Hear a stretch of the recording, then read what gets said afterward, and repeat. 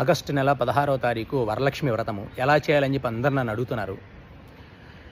సింపుల్గా వరలక్ష్మి వ్రతం బుక్ తెచ్చుకోండి. ఆ బుక్లో విధానం అంతా క్లియర్గా ఉంటుంది.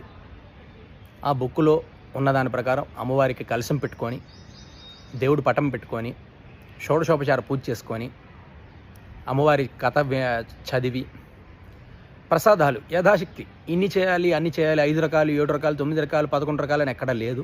మీ యథాశక్తి మీకు తోచిన రీతిలో ప్రసాదాలు. ఎందుకంటే మన ఆరోగ్యం కూడా సహకరించాలి కదా. 10-15 రకాల ప్రసాదాలు చేయాలంటే మనకు స్తోమత ఉండాలి కదా. భగవంతుడికి కావాల్సింది నిర్మలమైన మనస్సు, నిశ్చలమైన భక్తి, మనకి యథాశక్తిగా.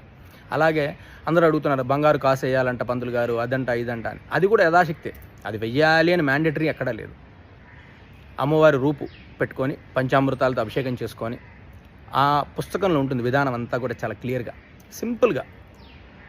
అలా అమ్మవారికి అభిషేకం చేసుకొని షోడశోపచార పూజ